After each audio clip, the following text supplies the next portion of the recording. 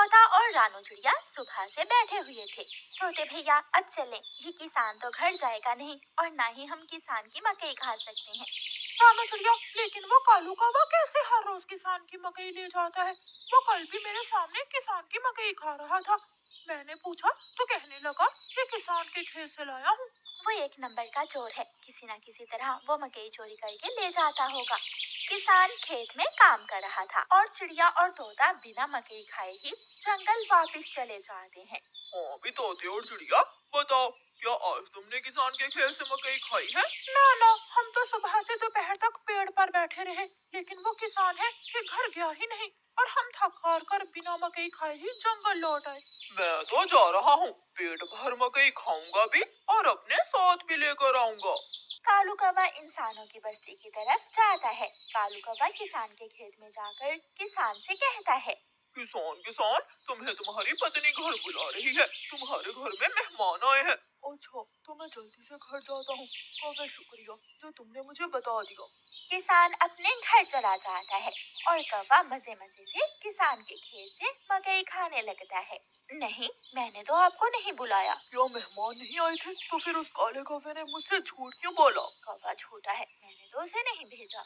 कौवा पेट भरकर मकई खाता है और कुछ मकई अपने साथ लेकर वापस जंगल लौट जाता है। कौवे कौवे, एक मकई का भुट्टा मुझे भी दे दो। ना ना, मैं तो मकई का भुट्टा किसी को नहीं दूंगा, बहुत मुश्किल से लाया हूँ मैं। कौवा चिड़िया के सामने बैठकर मकई का भुट्टा खा रहा था और चिड़िया के मुंह में पानी आ रहा था। दूसरे दिन कौवा फिर से किसान के खेत में जाता है और किसान से कहता है, किसान किसान, मैं अभी अभी तुम्हारे घर से आया हूँ, तुम्हारे बेटे को तेज बुखार है, जल्दी से घर जाओ। कौवे की बात सुनकर किसान घबरा जाता है और कुछ सोचे बिना अपने घर भाग जाता है और कौवा मजे से मकई खाने लगता है। कहाँ है मेरा मुन्ना? मुन्ना तो बाहर खेलने गया हुआ है। क्या मेरा मुन्ना ठीक है? हाँ हाँ, मुन्ना तो बिल्कुल ठीक है। तो फिर इसका मतलब आज फिर उस शरारती कौवे ने मुझसे शरारत की है। उसने मुझसे कहा कि मेरे मुन्ने को बुखार है, मैं जल्दी घर जाऊं।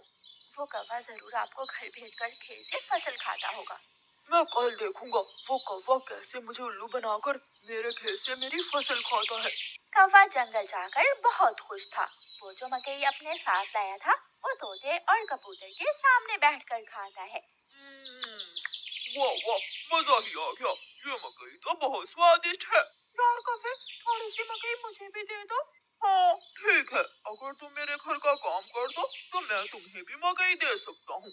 मैं भी करूँगा, मैं भी कभी आपके घर का सारा काम करूँगा, मुझे भी मकई दे देना। ठीक है, तो फिर जल्दी से मेरे साथ आ जाओ। कौवा कबूतर और तोते को अपने घर ले जाता है। तोते, तुम जल्दी से मेरे घर की सफाई सुथराई कर दो और कबूतर तुम जल्दी से मेरे सारे बर्तन धो दो, फिर मैं तुम दोनों को मकई दूंगा। फिर कबूतर अपने काम में लग जाता है और तोता कौवे के घर की सफाई सुथराई करने लगता है। दोनों अपना अपना काम खत्म कर देते हैं। कौवे, मैंने काम कर दिया है, अब मुझे मकई दे दो। मैंने भी काम कर लिया है, मुझे भी मकई दो। कौन सी मकई? चलो भाग जाओ यहाँ से तुम दोनों, मैं तुम्हें कुछ नहीं देने वाला। तुम धोखेबाज हो, तुमने धोखे से हमसे अपना काम करवाया और अब हमें भूखे ही भेज रहे हो। कबूतर और तोता वहाँ से चले जाते हैं। कौवा हर रोज की तरह अगले दिन भी किसान को पागल बनाने के लिए किसान के खेत में चला जाता है।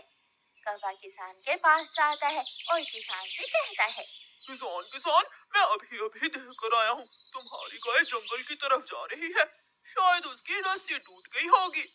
मेरी गाय को तो शेर खा जाएगा। कौवे, मैं जल्दी से जाकर अपनी गाय को बचाता हूँ। किसान वहाँ से जाता है, लेकिन आज किसान थोड़ी दूर जाकर पेड़ के पीछे छुप जाता है। कौवा किसान के खेत में जाकर मकई खाने लगता है। तो ये कौवे का बच्चा इसलिए मुझे हर रोज किसी न किसी तरह खेत से भेज देता है। जब तक मेरे पास बड़ा दिमाग है, मुझे किसान की फसल खाने से कोई नहीं रोक सकता। किसान के पास बंदूक थी।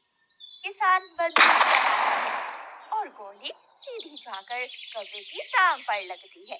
कौवा बहुत मुश्किल से वहाँ से भागता है और किसी न किसी तरह अपने जंगल वापस पहुँच जाता है।